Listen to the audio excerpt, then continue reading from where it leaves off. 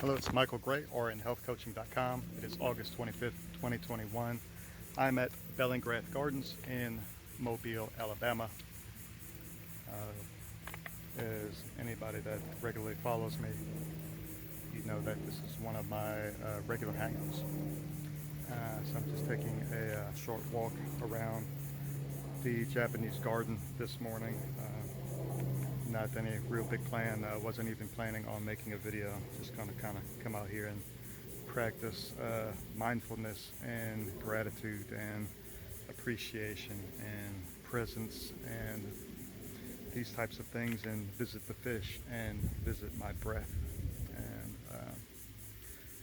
thought I would make a quick video about my friends the fishes. And this bridge here was made out of wood, and it was dilapidated, and about 6 months ago it was refurbished by I think maybe a school or something like that, and it's much appreciated because this place just wouldn't be the same without that red bridge. So as far as my memories of it, at least, it would be a great loss to me if that bridge had not been if it had just been let it go, let it go, let the bridge go, but don't really want to.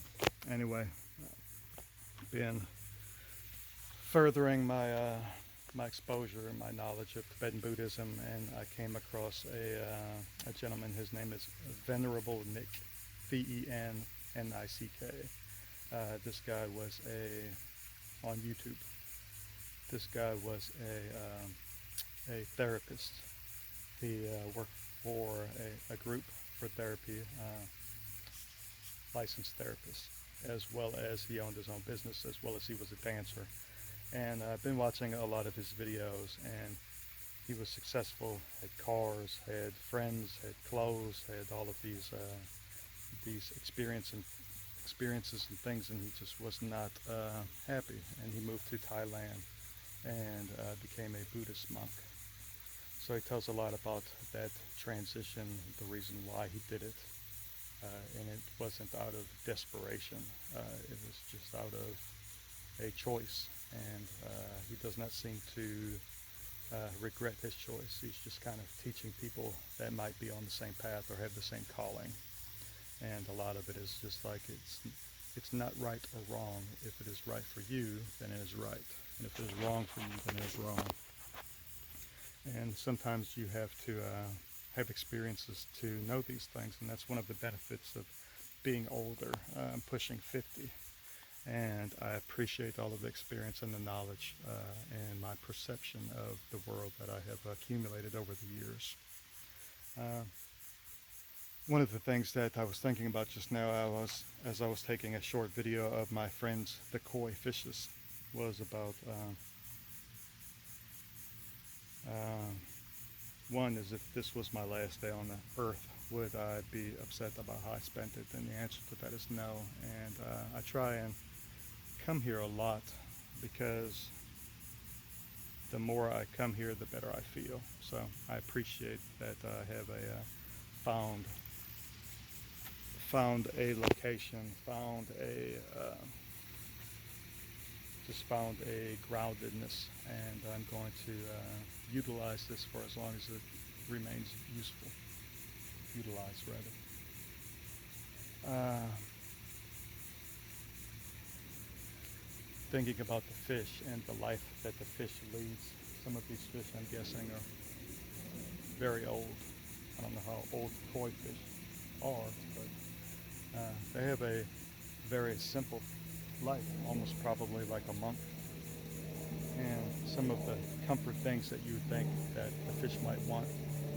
When we were kids, we went to City Park and we took the stale bunny bread and we fed the ducks and we fed the fish, and the fish came up and it was cool. So about a week or two ago, my wife and I were coming, and I was like, well, we've got some bread, let's see, maybe we can go feed the koi fish. Because you can tell that they are fed by hand a lot, because I think that's one of the reasons they are trained to come whenever they hear footsteps on the wooden path. But we Googled Dr. Google to see what koi eat. And they eat the algae on the bottom. And they probably eat some type of a formulated fish food, some type of a fibrous protein mixture. But it said that basically it can eat many, many things, but simple carbohydrates like bread is not one of them. So the one thing that we were going to feed the fish was actually the one thing that it did need. And we wonder how often, like, these things that we put in our head, you know, almost like television, we think that we need it, but it's actually the one thing that we don't need. So these fish have what I assume is a very calm, peaceful, simple life of hunting and grazing, probably mostly grazing. They have some periods of solitude and doing their own thing, and then at other times they are in a community. But there didn't seem to be any animosity between all the different fishes. They even have little tiny fishes. So that's basically all I wanted to talk about right now. Just that popped in my head as I was sitting here watching these fish, thinking about the life of the fish, and if I would like to have the life of the fish, and if Venerable Nick's life is currently like the life of the fish. He talks about what it is to be a Buddhist monk, what the life is like. Interesting. Check him out if it's something that you'd like to learn more about. Okay, thanks. Name yourself, move, educate, nourish, decompress.